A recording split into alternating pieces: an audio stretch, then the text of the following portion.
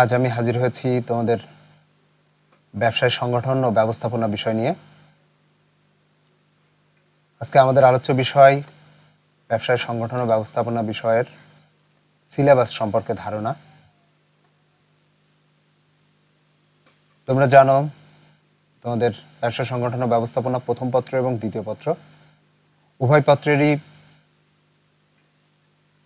3 ঘন্টার যে পরীক্ষা হয় তার মধ্যে দুটি অংশে বিভক্ত। একটি অংশ সৃজনশীল আর একটি অংশ বহু নির্বাচনী প্রশ্নে পরীক্ষা হয়। সৃজনশীল প্রশ্নে সময় থাকে মোট 2 ঘন্টা 30 মিনিট। এখানে মোট 11টি প্রশ্ন থাকে, যার মধ্যে তোমাদের 7টি প্রশ্নের উত্তর দিতে হয়। প্রত্যেকটি প্রশ্নের জন্য নম্বর থাকে 10, অর্থাৎ এই অংশে তোমাদেরকে 70 নম্বরের উত্তর দিতে হয়। 30 মিনিটের আরও একটি পরীক্ষা হয় বহু নির্বাচনী প্রশ্নে, যেখানে 30টি প্রশ্ন থাকে, প্রত্যেকটি প্রশ্নেরই উত্তর দিতে হয় এবং প্রত্যেকটি প্রশ্নের নম্বর থাকে 1, অর্থাৎ 30। সর্বমোট তোমাদেরকে প্রত্যেকটি বিষয়ে অর্থাৎ প্রথম পত্রে 100 এবং দ্বিতীয় পত্রে 100 নম্বরের পরীক্ষা দিতে হয়। এখন দেখি সৃজনশীল প্রশ্ন যে 10 নম্বর, এখানে কিভাবে পরীক্ষায় প্রশ্ন পড়ে। তোমরা জানো প্রত্যেকটি প্রশ্নের 4টি অংশ থাকে, ক, খ, গ এবং ঘ। কতে থাকে মূলত জ্ঞানমূলক বা জ্ঞান স্তরের প্রশ্ন, যেখানে নাম্বার থাকে 1। খ নম্বরে থাকে অনুধাবনমূলক বা অনুধাবন স্তরের প্রশ্ন, যেখানে নম্বর থাকে 2। গতে থাকে প্রয়োগমূলক স্তরের প্রশ্ন, যেখানে নম্বর থাকে 3 এবং ঘতে উচ্চতর দক্ষতা স্তরের প্রশ্ন হয়, যেখানে নম্বর থাকে 4। তাহলে জ্ঞান কি? আমরা এখন জানি জ্ঞান কি। আসলে আমরা যা জানি তাই জ্ঞান। আমরা যা জানি তাই জ্ঞান, অর্থাৎ স্মৃতিনির্ভর বিষয় যা একজন শিক্ষার্থী তার পাঠ্য বইয়ে পড়েছে সেটি জ্ঞান। যেমন ব্যবসা কি, বাণিজ্যিক ব্যাংক কি, অনুধাবন কি। আসলে বুঝতে পারার ক্ষমতাই হচ্ছে অনুধাবন। শিক্ষার্থী তার পাঠ্য বইয়ের বিষয়বস্তু অনুধাবন করার যে ক্ষমতা, সেটি এখানে যাচাই করা হয়। যেমন শিক্ষার্থী তার পাঠ্য বইয়ে পড়েছে গণতান্ত্রিক নেতৃত্ব কি, বিভিন্ন ধরনের নেতৃত্ব সম্পর্কে পড়েছে। এই স্তরে এসে প্রশ্ন করা হয় গণতান্ত্রিক নেতৃত্ব উত্তম কেন।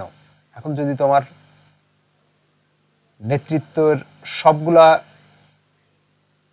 নেতৃত্বের সম্পর্কেই তোমার জানা থাকে, তাহলে গণতান্ত্রিক নেতৃত্বের যে উত্তম সেটি তুমি বুঝতে পারবে এবং তখন তুমি এই প্রশ্নের উত্তর দিতে পারবে।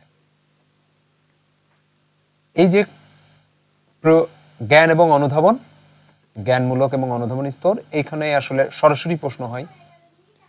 কিন্তু প্রয়োগ এবং উচ্চতর দক্ষতা, এখানের প্রশ্ন হয় মূলত একটি উদ্দীপক থেকে, এবং ওই উদ্দীপক না থাকলে এই 2 প্রশ্নের উত্তর দেয়া যায় না।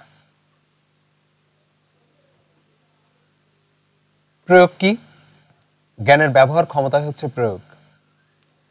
একটি পরিস্থিতিতে পাঠ্যপুস্তকের বিষয়ভিত্তিক জ্ঞানের আলোকে সমাধান বা প্রয়োগ করা, সে জ্ঞানকে প্রয়োগ করা, সেটিকে বলা হচ্ছে প্রয়োগ। আচ্ছা, প্রয়োগে কি থাকে? উদ্দীপকের বর্ণনাতে কিছু বিষয়ে হিন্টস বা ইঙ্গিত দেয়া থাকে। পাঠ্যপুস্তকের জ্ঞানালোকে বুঝে বা অনুধাবন করে সেটা সমাধান বা উত্তর দিতে হয়।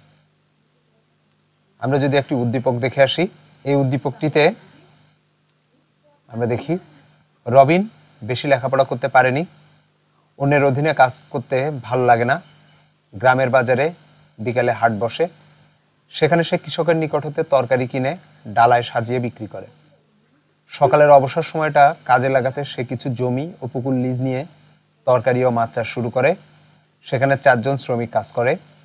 3 বছরেই তিনি উন্নতির মুখ দেখেছেন। এটি হচ্ছে উদ্দীপক। এই উদ্দীপকের আলোকে কিন্তু প্রয়োগ লেভেলে যে প্রশ্নটি হতে পারে, রবিনের ব্যবসায় মালিকানার ভিত্তিতে কোন ধরনের, ব্যাখ্যা করো। এখানে তোমাকে অনুধাবন করতে হবে প্রথম, এটি আসলে এক মালিকানা ব্যবসায়। এখন এক মালিকানা ব্যবসায় কি, সেটির উত্তর দিতে হবে, সেটি জ্ঞানের উত্তর। তারপরে উদ্দীপকের সাথে তোমার পাঠ্যপুস্তকে এটি কেন এক মালিকানা, সেটির একটি ব্যাখ্যা বা সেটির একটি যোগাযোগ দাঁড় করাতে হবে, সেটির একটি কারণ দাঁড় করাতে হবে। খেয়াল করো যে প্রয়োগমূলক স্তরে আমরা প্রথম করেছি কি, অনুধাবন। যে এটি এক মালিকানা ব্যবসায়। তারপরে সেই এক মালিকানা ব্যবসার সংজ্ঞা দিয়েছি, সেইটা জ্ঞানের উত্তর আসলে, এবং প্রয়োগে আসলে 1 নাম্বার। এখানে যে 3 নাম্বার, 3 নাম্বারের মধ্যে জ্ঞানমূলক 1, আসলে অনুধাবন থেকে 1 এবং প্রয়োগ থেকে 1। আমরা যদি উচ্চতর দক্ষতা কি জানতে চাই, পাঠ্যপুস্তকের বিষয়লব্ধ জ্ঞানের আলোকে উদ্দীপকের বিষয়ের সাথে সাদৃশ্য বা বৈসাদৃশ্য, উচিত অনুচিত, ভালো মন্দ ইত্যাদি বিচার বিশ্লেষণ করে নিজস্ব মতামত তৈরি করার ক্ষমতাকেই আসলে উচ্চতর দক্ষতা বলা হয়। উচ্চতর দক্ষতার স্তরে যে 4 নম্বরের প্রশ্ন থাকে, সেখানেও একই বিষয়, তোমাকে আগে অনুধাবন করতে হয়, সেই অনুধাবন বিষয় থেকে জ্ঞানের উত্তর দিতে হয়, অর্থাৎ সেই অনুধাবনের বিষয়টি কি সেটি ব্যাখ্যা করতে হয়, তারপরে সেটি প্রয়োগ ঘটাতে হয়, অর্থাৎ উদ্দীপকের আলোকে তোমার বইয়ের সাথে সেটির একটু যোগাযোগ তৈরি করতে হয়, কেন তুমি এই মতামত দিচ্ছ, এবং পরবর্তীতে তোমাকে একটি দক্ষতার উচ্চতর দক্ষতার জায়গা থেকে তোমাকে কিছু বিশ্লেষণ করতে হয়। আমরা যদি আবার আগের উদ্দীপকটি দেখে আসি, রবিন বেশি লেখাপড়া করতে পারেনি, অন্যের অধীনে কাজ করতে ভালো লাগে না, গ্রামের বাজারে বিকালে হাট বসে, সেখানে সে কৃষকের নিকট থেকে তরকারি কিনে ডালায় সাজিয়ে বিক্রি করে। সকালের অবসর সময়টা কাজে লাগাতে সে কিছু জমি ও পুকুর লিজ নিয়ে তরকারি ও মাছ চাষ শুরু করে। সেখানে 4 জন শ্রমিক কাজ করে, 3 বছরেই তিনি উন্নতির মুখ দেখেছেন। এই একই উদ্দীপকে যদি আমরা উচ্চতর দক্ষতা লেভেলের প্রশ্ন দেখি, তাহলে এখানে প্রশ্ন হয়, ব্যবসায়ের আওতা বিচারে রবিনের পরবর্তী কার্যক্রম অর্থনীতিতে অধিক ভূমিকা রাখে, উদ্দীপকের আলোকে বিশ্লেষণ করো। এখানে কি হচ্ছে, ব্যবসায়ের আওতা বিচারে, আওতা যদি চিন্তা করি, রবিনের পরবর্তী কার্যক্রম, অর্থাৎ পরে যে ওই যে উনি জমি লিজ নিয়ে মাছ চাষ করেছেন, আওতা বিচারে সেটি কোন ধরনের, এটি শিল্পের মধ্যে পড়ে। এই যে শিল্পের মধ্যে পড়ে, এটি বোঝার ক্ষমতাই হচ্ছে অনুধাবন। তারপরে তোমাকে একটি শিল্পের একটি সংজ্ঞা দিতে হবে, যেটি তোমার জ্ঞান। তারপরে কেন তুমি এটাকে শিল্প বলছো, উদ্দীপকের সাথে তোমার শিল্প সম্পর্কে তোমার বইয়ের যে ধারণা, সেই ধারণার একটি মিল তৈরি করতে হবে, এবং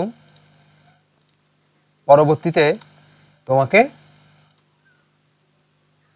এটির উপরে একটি বিশ্লেষণ দাঁড় করাতে হবে, আরো কয়েকটি লাইন লিখতে হবে, সেটিকেই বলা হচ্ছে উচ্চতর দক্ষতা।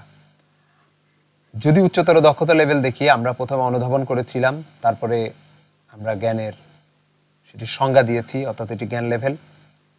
তারপরে যদি আমরা প্রয়োগ ঘটিয়েছিলাম, তারপরে আমরা উচ্চতর দক্ষতা সম্পর্কে কয়েকটি কথা লিখেছি, কয়েকটি বিষয় লিখেছি। এখানে 4 নম্বর। আসলে যদি আমরা চিন্তা করি, তাহলে প্রত্যেকটির সাথে জ্ঞান যুক্ত আছে, অর্থাৎ জ্ঞানে তো জ্ঞান আছে, অনুধাবনেও জ্ঞান আছে, প্রয়োগেও জ্ঞান আছে, উচ্চতর দক্ষতাতেও জ্ঞান আছে।